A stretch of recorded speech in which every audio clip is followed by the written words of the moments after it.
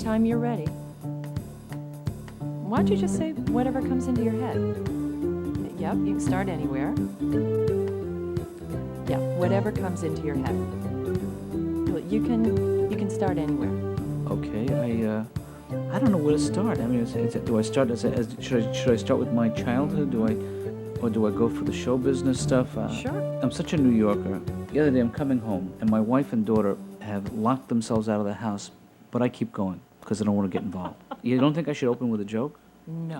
I know it sounds like the beginning of everybody else's book. Should I be serious about this? I mean, well, what did you ask Nancy Reagan? That's why I hired you to do the job. You know what to ask, and you know how to get it out of me. Maybe I should start by talking about my father, because, it seems like I'm becoming more and more like him every day.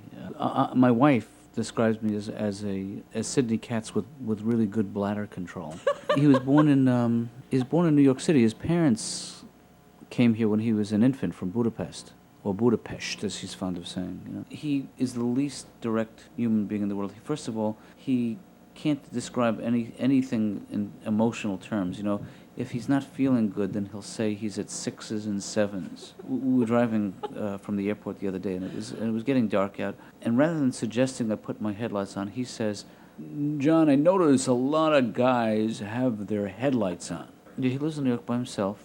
Well, he has a lot of what he calls his lady friends. He's 84. And that's tough, because you wake up one morning and you're above the recommended age for Scrabble. But I grew up I guess it was a typical Jewish home in Brooklyn. Always food on the table. Sometimes it would sit there for weeks. It was disgusting. I was a little kid. I would get picked on. So my father enrolled me in the local martial arts academy, where once a week I would get beaten in a more formal setting. I remember how clannish kids can be, how cruel. I know I was. I hung out with the other bald kids. We lived in Manhattan. Then when I was 15, we moved to Queens for 2 years. My mother died during those 2 years. My sister flipped out. We moved back to Manhattan, my father and I. He's remarried 4 times since then. One woman twice. When I was a senior in high school, it was kind of a crazy period for me. I was obsessed with ping pong in those days. I don't know if you know, I'm a former New York State ping pong champion. That was my whole life, I could have gone to China. That was in 71. I used to play in tournaments, but the prize money in tournaments is pathetic. You make money in ping pong by hustling. And I used to go around colleges, and my main hustle was I would approach some guy and say, "I'll spot you 15 points in a 21 game, plus during every point I have to recall some kind of painful experience from my adolescence." That was his handicap. It was sort of like a dysfunctional college, The idea of having a career, not just me, but of anybody having a career, seemed totally absurd to me. Sure. Although I went to a school where that was not a very popular theme, being an adult. I only really had one good part. I played the part of the boy in the Fantastics. This is before I lost my hair. My big setback in college theater was I auditioned for Peter Pan, because I liked wearing those kind of clothes in college. The music is wonderful. Well, from 1971, when I got out of college, till 1974, I didn't have a job. I sold curtains at Curtain World for a summer. I wasn't drafted. I actually got out of the draft about 6 months later by buying an ounce of a junkie's urine. No. Which was not that uncommon in those days. You know what an ounce of junkie's urine costs today? If I had saved that, my father, who is incredibly supportive of anything I wanted to do, suggested to me in a very gentle way that maybe I should have a trade. He just spent a fortune on college and realized that I have no skills. He suggested plumbing. Now, I have no mechanical skills, nor do I like other people's mechanical problems. So we came up, with piano tuning as sort of something that might provide an income. It was, sort of had some kind of musical background. So I took a crash course with a guy named Carmi, who was an Israeli and the author of the Lost Piano or something. He's a nut. The guy was a real, genuine nut. But about a week later, I applied for a job as a piano tuner at Northwestern University in near Chicago. And this was my big piano tuning break. And I meet the head of the music department, who's a blind piano tuner himself. And he says, "Well, I'm not interested in your background. I just really want to see that you can tune a piano." So he leads me down this long corridor. The practice rooms on either side of the corridor.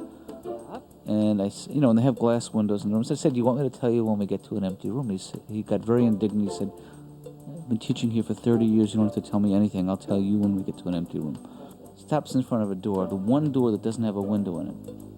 Opens the door. He says, "I'll be back to hear your work in a half hour." I look inside. It's a broom closet. But I don't want to say anything because the guy's obviously... So I go in. I figure I'll wait until he's out of earshot. So I go in the broom closet. Door closes behind me. He's out of earshot. I'm locked in. 3 months later, I finished all the cleaning fluid. Uh-huh.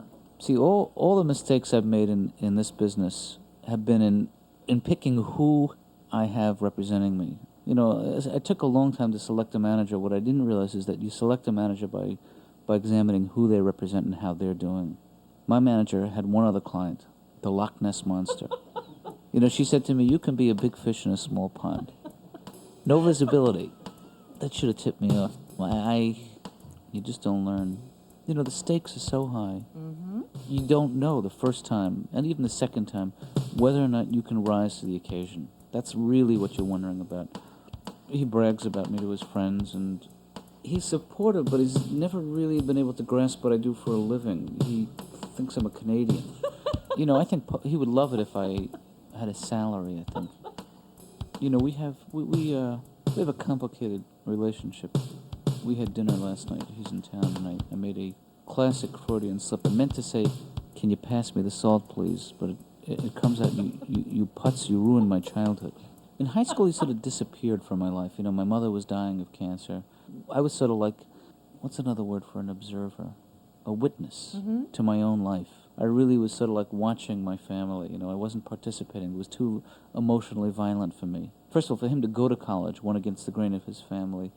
And then when he got out of college, he was sort of coerced into going into the family business. His father was a hitman for the Quakers. No, his father was in the brassiere business, so my father sold brassieres. Yeah.